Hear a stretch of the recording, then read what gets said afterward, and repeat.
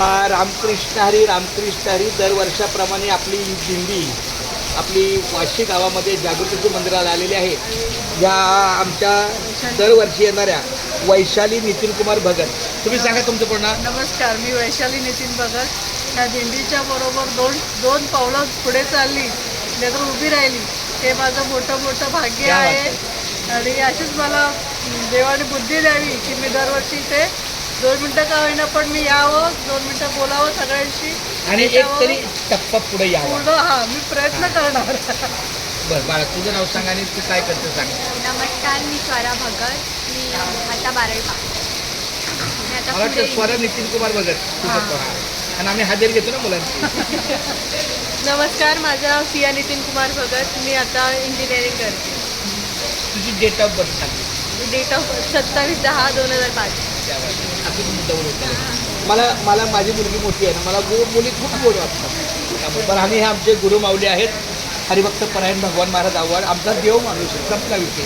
जिथं देव माणूस आमचा गुरुमाऊली आहे, गुरुबंधू आहे, तिथं विषय संपला. आणि 72,000 नाण्यामधली एक नाडी आहे.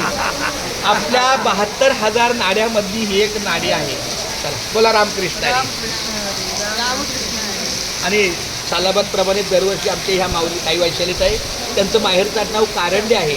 त्यामुळे मला ती नात्याने छोटी बहीण लागते आणि ह्या सगळ्या मला भाच्या लागतात. तर ह्या भात्यांना म्हणून मी विचारलं जन्म तरी काय आहे, तर हरकत नाही. तर यांची आपल्याला सातत्याने दिंडीच्या सेवेला सहकार्य असतं. असंच यापुढे राहावं. कुठं काय आमची अन्नदानाची काही कमतरता लागली तर मी आवर्जून फोन करेन. कारण तुम्ही इथेच राहा. समजा एखादी जागा मला रिक्त वाटली तसं लक्ष दिलं का तर मी नक्की सांगेल ताई इथे इथं आपल्याला अडचण आहे, काही सहकार्य करता येईल का. चला रामकृष्ण.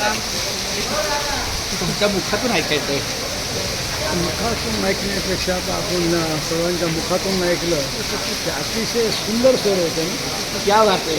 तरी पण एकदा ताईंच्या मुखातून मद वाटे अशी आलिंगन मद वाटे त्याची आलिंगन आलिंगन द्यावे, कदानु सोडावे. चरण त्यांची अशी अपेक्षाप्रमाणे आपली चाललेली दिंडी सेवा अखंड चालू राहावं हीच आपल्या त्यांनी पाहिजे. रामकृष्ण.